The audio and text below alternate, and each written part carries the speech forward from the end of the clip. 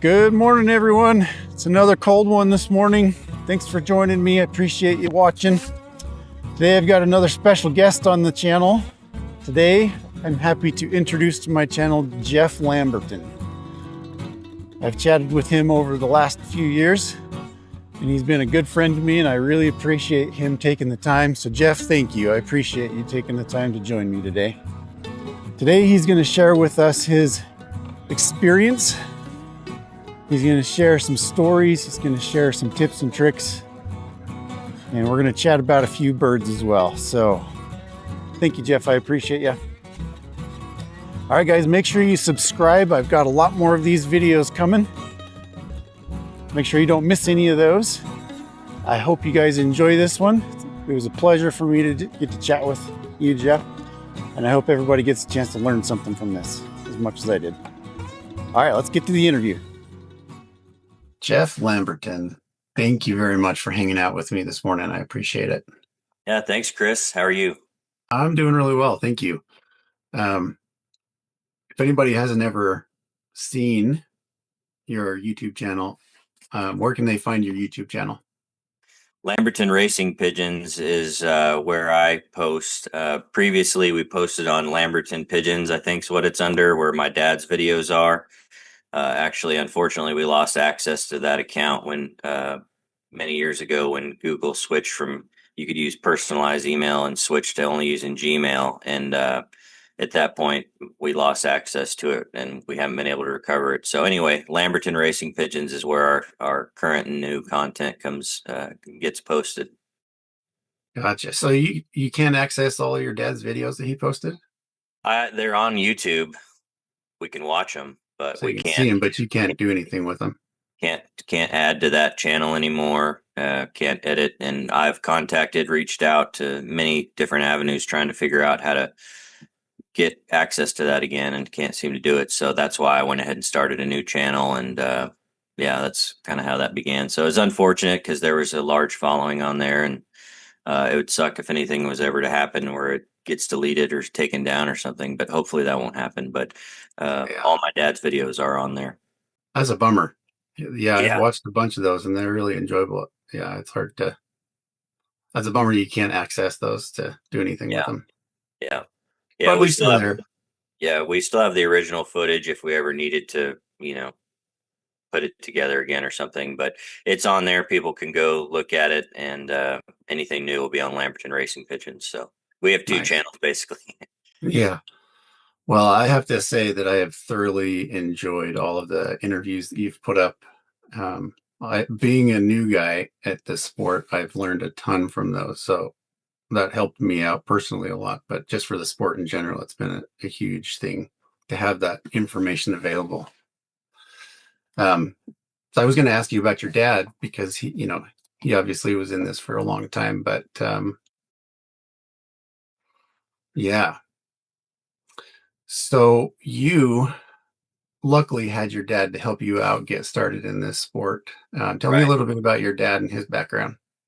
Yeah, so when he was a kid, he was riding bikes around the neighborhood and went and visited a buddy. And in the backyard, he heard some cooing sound. So he went back there and saw that his buddy had pigeons back there, and immediately was interested and acquired his own, and was really into pigeons in general when he was a kid. And so, as he got older and had his own place and everything, he was able to build a loft and get his own pigeons. Started out, like a lot of people when they were younger, with some common pigeons that he kind of caught from what are those silo type of things where pigeons eat grain and whatnot. So he started that way, and then but once he got older and started competing and taking it seriously here in Tulsa, Oklahoma, he heard about a young guy. He read about a young guy named Mike Gannis, who was bringing in some super pigeons from Europe and importing them. And my dad was really impressed with him and his story and his attitude towards the sport. So he contacted Mike and they became friends. And Mike decided that he was going to take a few guys over to Belgium. And my dad was fortunate enough to be one of the guys that went over there. So yeah, he went over with a few guys with Mike and met some of the legends in the sport that are the foundation bloodlines that people still fly today. And so that's kind of where it started. And here in Tulsa in the 80s, my dad was one of the guys that was pretty unbeatable here. There was a Young Bird series where there was 8 races and he won 8 in a row.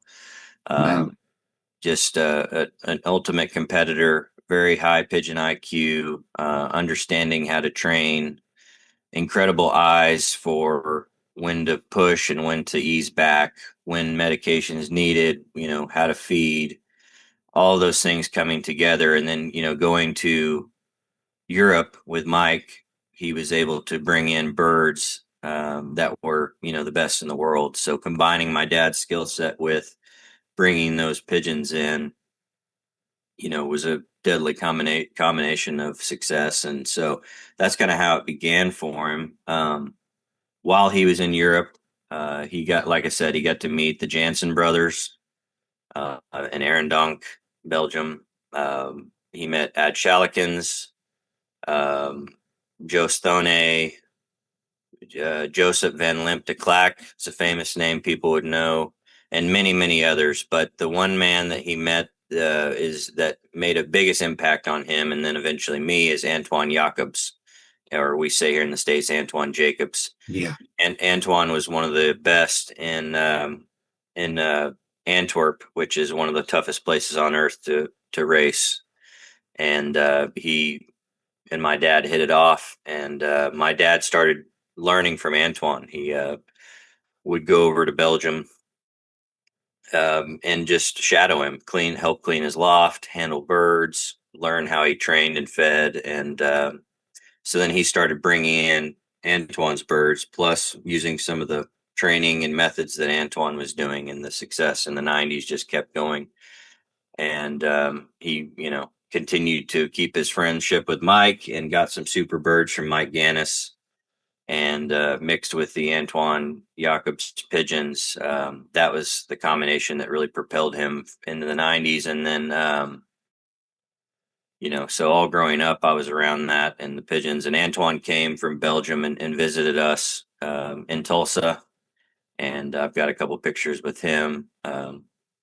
So those trips he took with Mike Gannis early on were very impactful to what have been able to do here. And so, um, all of which to say is that my dad has been one of the top racers in the Northeast Oklahoma Federation and in the USA during his time. And then it came to the pinnacle, I guess, in 2007 and 2008. He was first National President's Cup in the U.S., had an awesome season. And then it was around 2000, I think 2008 or 2009, I started getting more and more involved on a personal level. Instead of just enjoying it and kind of hanging there, I started kind of shadowing my dad, and around that time. How And old were you when that happened?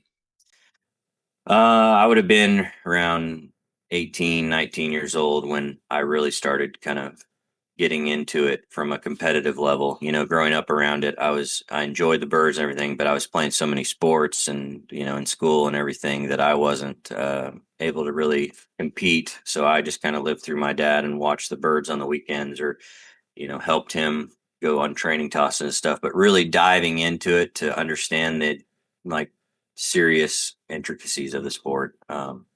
Yeah, around then is when I started. But my dad, that's how he got started. Mike Gannis going to Belgium and meeting those people and making those connections and bringing in those birds. And in the 90s, when the internet was kind of becoming a thing, he was one of the first. I think he was the first to start an online blog where every morning he would write his thoughts and his schedule and what he was up to with the birds. He would type it out and post it every morning. And so, if people are interested in that, Dr. Yeah, John where can they Lamberton, find that? yeah, drjohnlamberton.com is the link. And then you click on Racing Pigeons. He has several links on there to other avenues he's into. But if you click on Racing Pigeons, there's a whole website with blogs and videos and pictures and pigeons. It's just an awesome resource. I've had many people over the past 20 years reach out and tell me that blog has been impactful.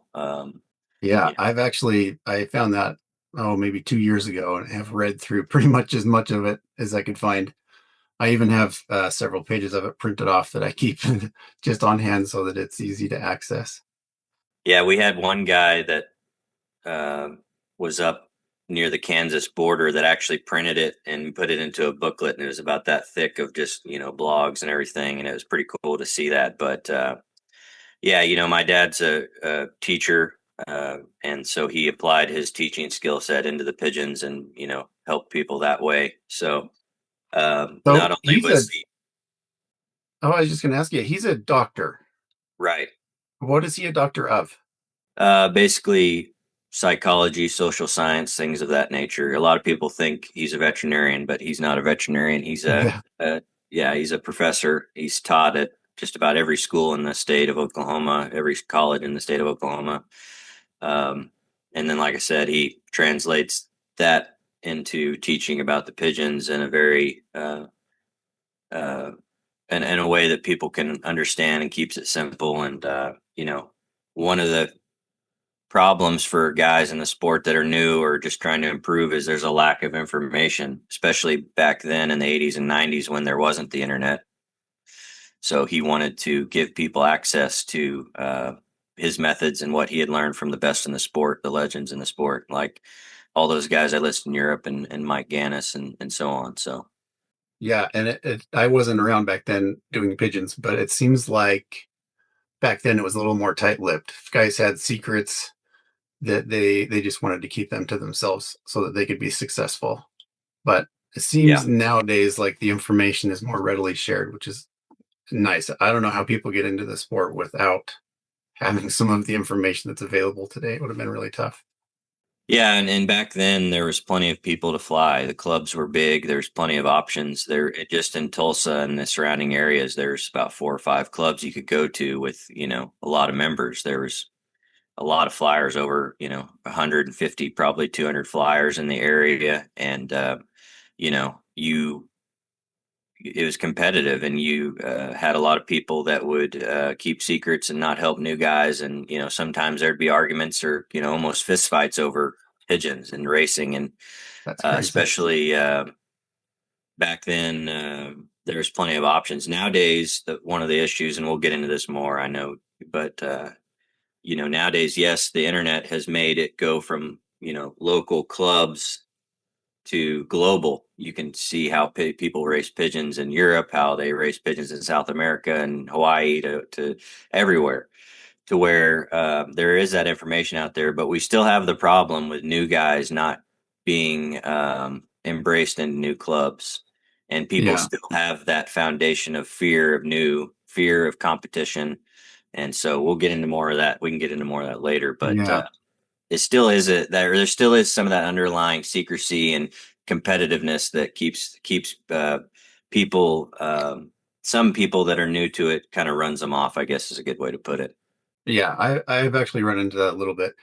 But overall, the majority of people I've ever talked to have been overwhelmingly helpful, um, willing to help you with birds, loft ideas, all the information you can ask for. It seems like a lot of people nowadays are just really willing to help out. And I found that for me.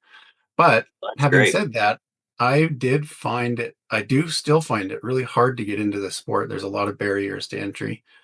Um, you know, just the expense for one is huge. You need to build a really nice loft.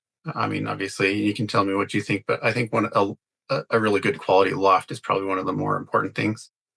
You got to have great birds and a great loft.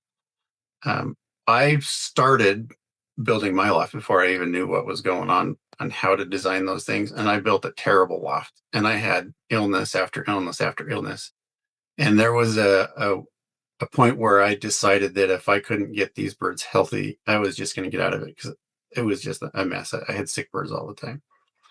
And of course, it was the thing that I was doing to the birds. I didn't have a loft that worked for them. It was very, very drafty, no sunlight, um, no aviaries. It was just not good. So Right. there's Yeah. that. So you got to have the loft, and then you got to get the best birds you can get.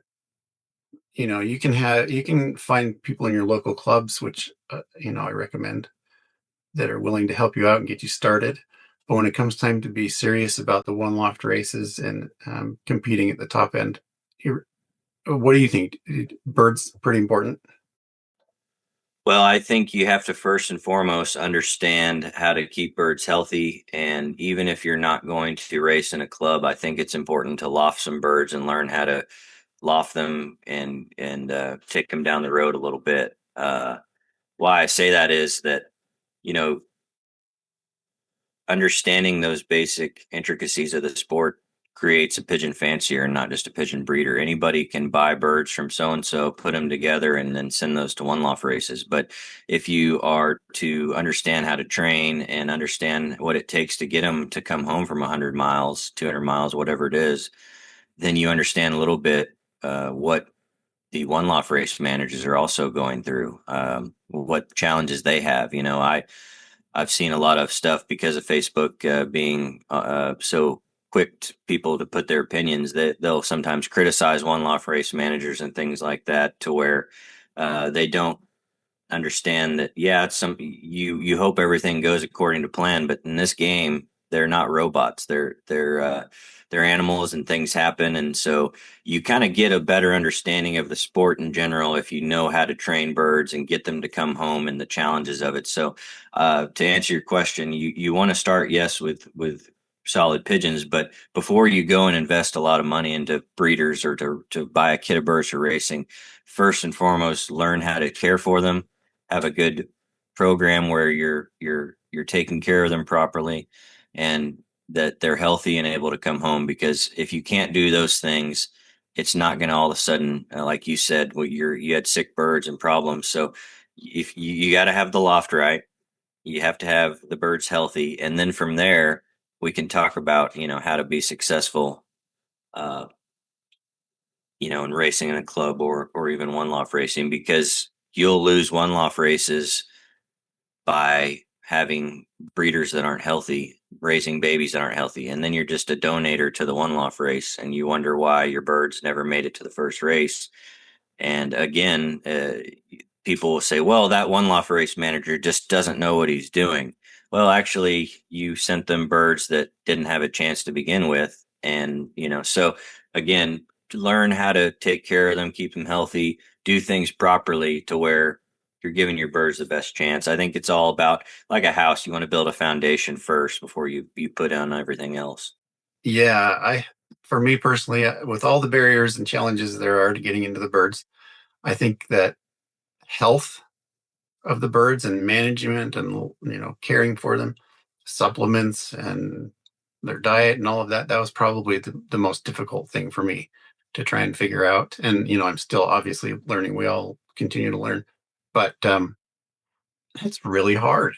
I live in an area where I don't have any competitive flyers. I'm kind of in a rural area. There's a few guys out here that fly, but we're far enough away from the main city that we don't have a club to fly in, and I don't have access to someone that has been doing this for years. So I've actually found myself looking at you guys, people that are in your shoes, just being really envious of you being so lucky to have your dad that had been in the sport and knew his way around, that he could just teach you everything. And luckily, I've been able to reach out to guys like you and just call out of the blue and just ask a few questions here and there and get some answers to some questions. And it's always been really nice to do that. So I appreciate you doing that. And there's a handful of other guys that have done that for me too. So Yeah, and that's going back to my dad's website. The way he helped people, and the amount of emails and phone calls and messages we've gotten about how my dad's site has helped. That was kind of the influence for me to do the second YouTube channel and do informative videos, and then eventually have the idea to do this kind of format where I talk to people about pigeons and have kind of a long form conversation. It's all to help the sport, to help guys like yourself who are curious and learning, and even guys who have been in it a while that maybe want to take it to another level and try to be really competitive. I wanted to carry my dad's legacy forward. Um, One thing I wanted to add about my dad, and I forgot when we were going over it, he's one of the first Americans to go to Belgium and have a loft there. He built a loft in the backyard of Jeff Kuiper's, a guy Really? down in I didn't southern know that. Belgium. Yeah, and they ended up getting some birds from a couple of places, and my dad implemented his system that we still use today here, Hmm. and quickly won first provincial and with a young bird, and it beat. I think it was 10th overall in the race. It's first provincial young bird, and I could be telling you wrong on the numbers, but 10th overall against old birds as well because they combine in Europe, in Belgium. But one of the older Belgian fanciers in the clubhouse, whenever he won that provincial race, came over to him and said, "You're the Lance Armstrong of pigeons." Uh, That's a compliment. that was a big compliment for my dad. So I Yeah. just wanted to. I said the pinnacle was 2008 when he was first national, but he might argue that the pinnacle was early 2000s whenever he was first provincial over in Belgium. To do well here and over there, I think that speaks volumes to what he was able to do as a pigeon fancier and how our systems not only work here but around the world. So I wanted to add Now, that. yeah, thank you. That's it. Very interesting. And you've had the chance to go over there a couple of times now. Is that right? Yes, Is that loft still there? it is. My dad had a really bad illness mid to late 2000s and had to basically end the partnership just because he wasn't able to travel back and forth anymore. Um, and so, yeah, that they had an arrangement and ended the partnership there. But yeah, it's something that is a great memory for him that he was able to do that. And I'm hoping that he's pushing 80 now, but I'm hoping someday we can go over there together. We'll see if we can make that happen. Yeah, that would be a lot of fun. I'm sure that'd be really enjoyable. So when you go over there, how many times have you been? 3 times Three to Europe. times. What's your goal when you go over there? Like, what's the purpose of going there for you? Well, I'm an absolute psychopath about pigeons. I love everything about it. Uh, I can talk about it all day. Not a lot of stuff outside of course, my family really excites me or gets me going in the way pigeons get me going. And so the moment you land over there and you're talking to these guys and you're visiting lofts, that it's all about pigeons. We're talking professional guys that do it for a living. So it's instantly a world that I love being in, and it gets me excited and gets me going. And so um, the first thing I always do is talk to Serge Van Elsacker in Shield, Belgium. He has been a great mentor to me, and I met him when I was a little kid. He came to Tulsa and Oklahoma City, and he's basically best friends with Rick Martis, who's in Oklahoma City. Rick Martis has been a great mentor to me. He's one of the top, if not the top, fancier in the United States every year racing.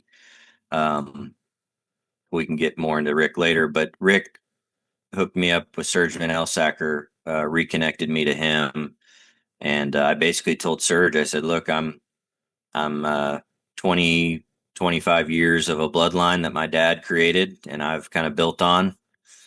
I need to start outcrossing." I was getting to the point where my birds were getting very close, and I was looking for some super outcrosses. So I said, Serge, I'd like to get a couple of birds from you, but also I'd like to talk to you about, who should I go see, who should I go talk to, and Serge basically let me know you can go more the commercial route, commercial route where you're getting expensive pigeons and big names and things like that, or I can take you to guys who aren't so famous but are super in their results and super in their pigeons. And so I was immediately excited to do that. So he was able to kind of take me around, show me around a little bit, kind of get my feet wet. And then, the past couple times I've gone, I've been able to go to other lofts and build off of relationships and things like that. So, originally it was kind of finding some outcrosses for my birds, but mostly it's just going and talking to these guys, seeing their lofts, absorbing all their knowledge and ideas and bringing it back here and implementing it.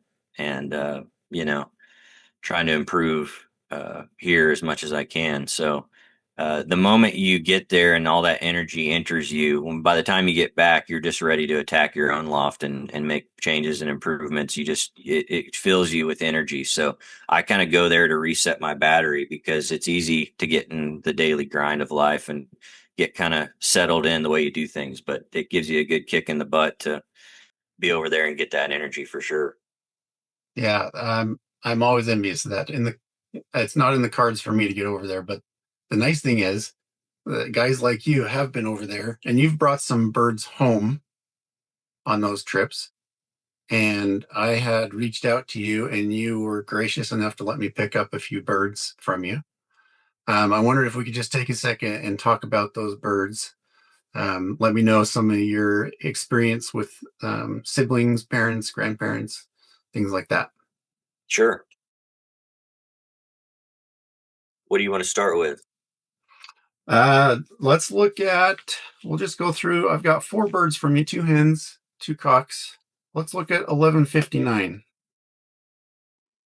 2024.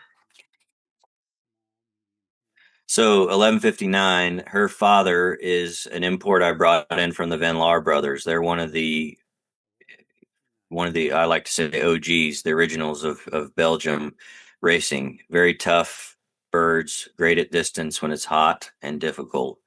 The Van Laar brothers, Charles is the last one alive.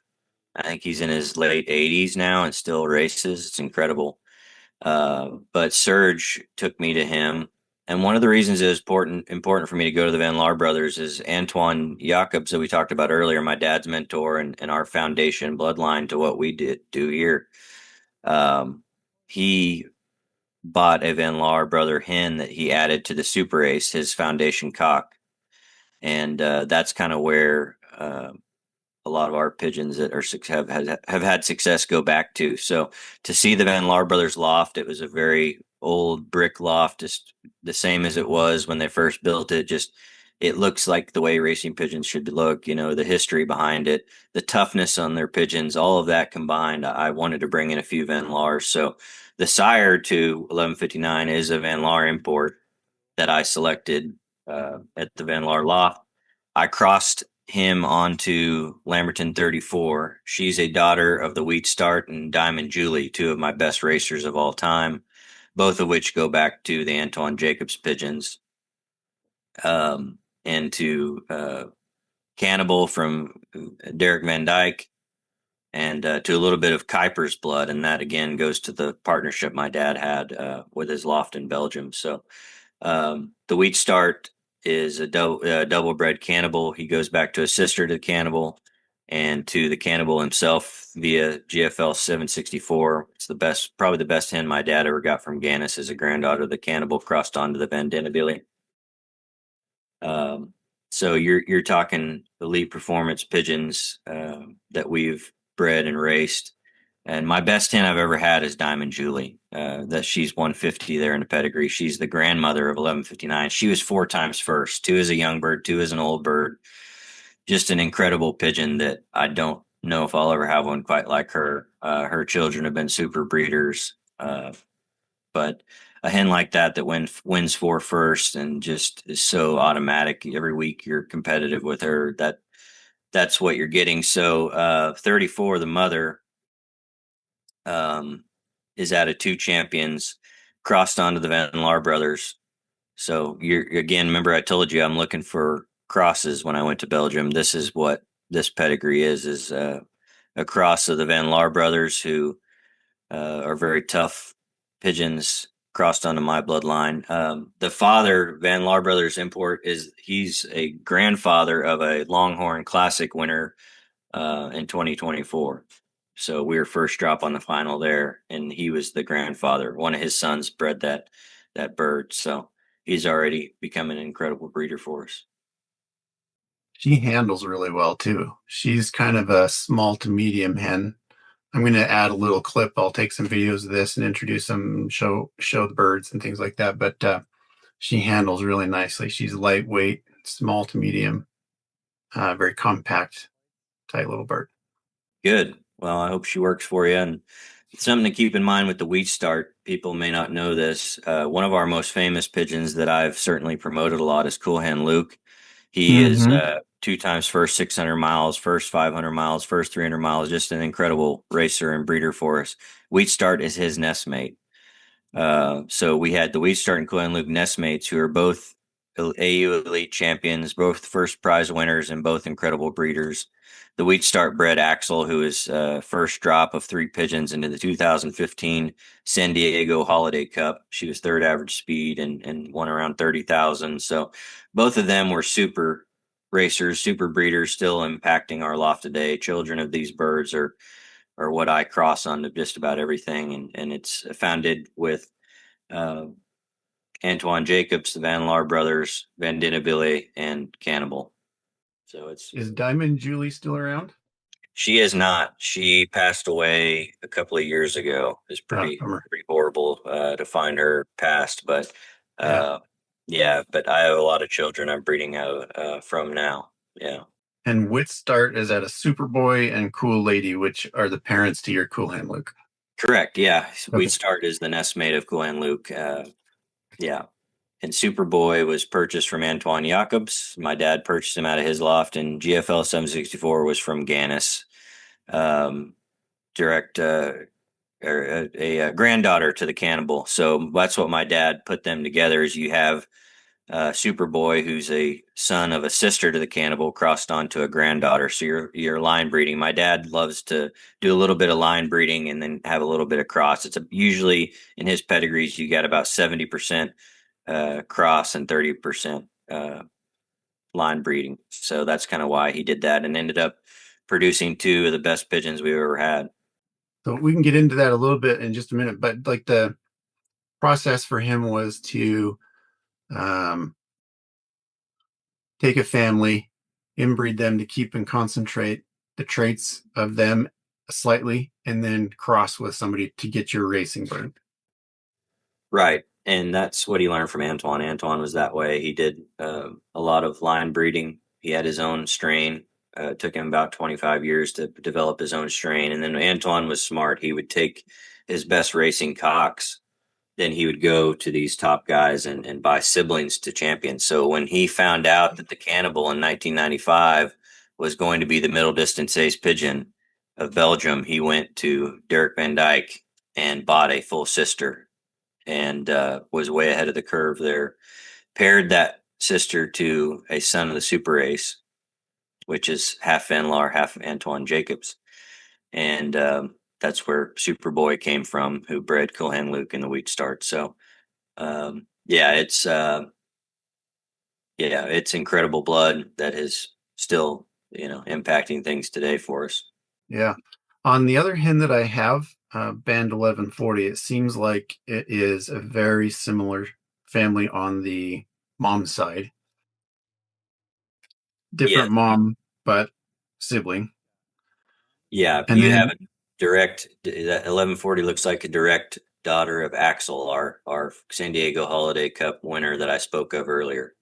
Yeah, let's talk about her for a minute. The 1140 bird. You have to remind me the sire. The sire is Speedy Surge Van Elsacker. Okay. For some reason, my pedigree program removed that, but I think I know why. But anyway, so Speedy Surge is out of Serge Van Elsacker's best pair, Speedy You Wonder and Bamsky. That's his foundation pair. And when I went to see him in 2022, I think it was, he basically is like, look, I've got a couple out of this pair. I don't think I'm going to sell many, if at all, because of their age. They were, they're 2013, 2014. He basically said, this might be the last opportunity. So I picked of the 2. I call him Speedy Surge, but I call him 190. That's his last 3 digits. His nestmate, I think his nestmate was 191, has ended up being a good racer for Surge and a good breeder. He's bred him some super provincial top level birds as well. But I brought Speedy Surge in again to cross into what I'm doing, and crossed him on to 144. And And the combination of those two line bred bloodlines is been really effective for us. And you're actually line breeding to the Vandinabilia a little bit there as well. Yeah. But yeah, it's So on Speedy Surge, it looks like you sent one of his kids to the Flying D franchise race. yes. You remember that one? Yeah, that was when I first got him in. I mated him to Lamb 49. Her name's Cool Cop. She's a daughter of Cool Breeze, one of our best racers and breeders, son of Cool and Luke. And so I sent that hen to the Flying D, and she was 2 times first leading up to the final. Then she was like 30th on the final, and she won some good money. I think she was 16th average speed, and that's when I knew I had something pretty good there, because that not only are the races tough at the Flying D, but he puts 1,000 miles of training in before they race, which is, your bird's making it through all that and being ready to go. You have a good pigeon. He's also Speedy Surge is also the grandfather of Texas Hornet, that was first drop, equal first on the final race at the Longhorn last year. So we talked about the Van Laar brother cock being the grandfather of Texas Hornet. Well, also Speedy Surge is the grandfather of Texas Hornet. So right there, you're seeing those birds I brought in from Belgium immediately impacting the Loft in a positive way, crossing into my bloodlines. Yeah, and you mentioned Cool Cop or Lady Cop Cool being cop, part of yes. this family. Cool Cop. Okay. So one of the cocks actually 1144. That's that bird's mom, looks like. 1144. Mm-hmm.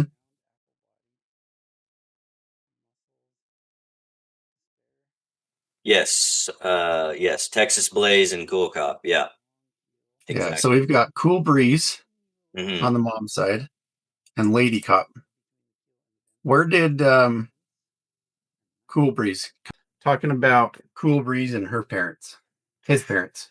Cool Breeze is a son of Cool and Luke. So we've talked about Cool and Luke and who he is. The mother's Dorothy. So my first ever participation in a one loft race was back in 2012 in the Oklahoma Twister race, which was Rick Martis and Steve Martis's one loft race. They had the Mercedes race and the Twister race on the same day. And so I went in person. My dad and I picked out birds, obviously, early in the year, and we ended up uh, sending Dorothy there, and then we went in person to the final, and then she hit equal first at the Twister race. So I took her and mated her to Kuan Luke, and one of the reasons I did that is Dorothy's dad, Traveler, was a 600-mile winner. Mm. So I put her onto Kua and Luke, not only for the one loft racing genes, but line breeding some long distance pigeons, and got Cool Breeze, and he was an AU champion for us, 2 times first prize, 300 miles, and has been a super breeder for us. His children have been super, and Cool Cop, his daughter's been one of the best breeders in our loft the past few years. She was sent to the Apple Cup and was 39th ace pigeon.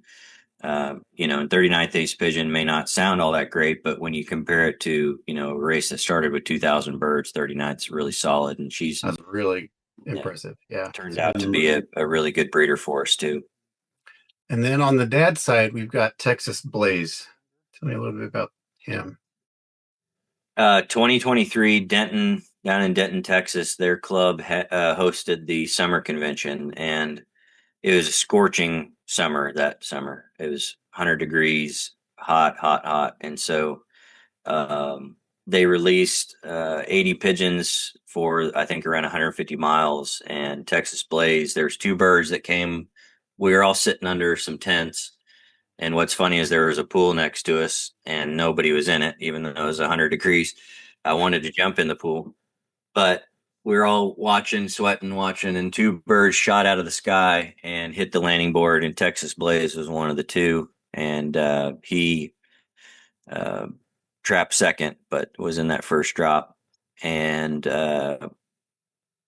his father Marcel is one I picked out at Marcel Verkamen's loft, and people may will recognize the name Verkamen. Marcel is the older brother of Joost Verkamen, who's the more commercial of the two. He's very famous bloodline. So Serge took me to Marcel because they're in the same club. He knows his birds and knows how tough and competitive he is. So Marcel is what I call the father of Texas Blaze. I picked him out of the loft at Marcel Verkamen's loft, and immediately produced Texas Blaze and Louisiana Jane and some other winners. Crossed onto Wildfire. Wildfire is a Lamberton hen that's one of our best breeders. She is out of an AU Elite Champion and Federation Ace, Diamond Blaze, who is still alive. I'm going to mate him up pretty soon here in his own pen to see if we can get another round out of him. He's a 2013, so I'm hoping he still fills eggs, but you never know year to year when they get that old. Always stressful, I would imagine. But one thing that's interesting about Wildfire, I want to say to people, I sent her to the Hoosier in 2021, and she was one of the best young birds I had in the hand that year. I loved everything about her. She was very tame, very gentle, great apple body, soft, silky feathers. And I sent her to the Hoosier thinking, this hen has a chance to do something. And of all the races, she had one good race. The rest of them, she was behind, including one time she was the next day. So a lot of people get a hen like that back from a race, and they think, well, this hen's no good. I'm not going to incorporate her whatsoever. She was just so nice in the hand, so sweet when she got back. I loved her bloodline. She's a daughter of one of my very favorite racers I've ever raced in Diamond Blaze. So I paired her to a Lamberton cock that's half Kuipers, half Jacobs. Ended up getting the first Ace Pigeon Oklahoma Hall of Fame winner, Sheridan, in 2022. So the first year in the breeding loft, she breeds first Oklahoma Hall of Fame, Ace Pigeon in the club and combine. Just a super, super racer. And then from there, bred Texas Blaze, who won the summer convention. She bred Louisiana Jane, who's 2 times first at the winter convention. She bred the Ace Pigeon of Old Birds in 2023. Countless winners already in a very short time. So I want to encourage people to not always let one loft races tell you exactly. It's not a perfect science. Sometimes if you feel you have a nice pigeon, just because they don't perform over 3-4 races and as a young bird in a tough competition in Indiana, doesn't always mean they're not going to be impactful for you in other ways, including in breeding. So I really trusted my gut there. I trusted the quality of the hen, and just because she didn't do well there, I could have wrote her off, but thank God I didn't, because she's been a huge impact for us and wasn't particularly a great racer. Now, if the season would have went 4 more weeks, if the Hoosier would have been an 8-race series, maybe towards the end she would have picked it up, or maybe as a yearling, if there was more races as a yearling, she may have been a good one. But for whatever reason, she wasn't ready to go in those races. Who knows what happened or why? There's 4,000 pigeons there. Who knows? But for whatever reason, she wasn't a great performer. But she passes on incredible genetics with multiple different cocks, including Marcel. So that's my long-winded answer of who Texas Blaze is. But yeah. And so you got Sheridan out of her, and you paired Sheridan with Cool Hand Luke and got Cool Sheridan. Right. That's true. So that's the mom to my last bird, 1116. 11116. Yes. Yes. Okay. See, this is flowing perfectly, and I didn't even intend it to. So we're great. Yeah, this is great. So Cool Sheridan, I paired Sheridan to Cool and Luke. And I did that based on 2 great performance pigeons, but they complemented each other very well. And Cool Sheridan ended up being so in our club, you have an A and a B category. A category used to be 5 bird maximum. You'd send your 5 that you thought would all place very highly, and the B, it was unlimited. So in the A race, you have way less pigeons, but you're also going up against what people select to be the ones that'll finish well for, do well for them. So Cool Sheridan ended up in my A race series, and every week flying, very well. She ended up hitting first prize in our club, combine, and federation at 170 miles versus 65 birds. And again, it's 5 birds maximum. Some people enter 1 or 2, some people do the whole 5. She was part of my over 8 weeks. She raced 8 straight weeks, and she was part of that team that was always in the top 10, 20% of the race sheet. And she won a first prize federation. So, because of Coy and Luke's age being in 2009, I put her into the breeding loft to not risk her as a yearling flying her anymore. She's more important to me in the breeder loft. So I put her onto this line bred Hardy Kruger cock that my partner Garrett Garrett DeVries, Monte Vista Loft in Colorado. He bred 1259, who was equal first 160 miles at the Hoosier, and then 339th on their 360-mile race against 1,700 birds. So Yeah, which, you would look at 309th and you're like, that's not that great. But when compared to the difficulty of the course and the number of birds that race starts with, that's still up in the top, what, 10%? 10, 20%, somewhere in there. Somewhere in And there.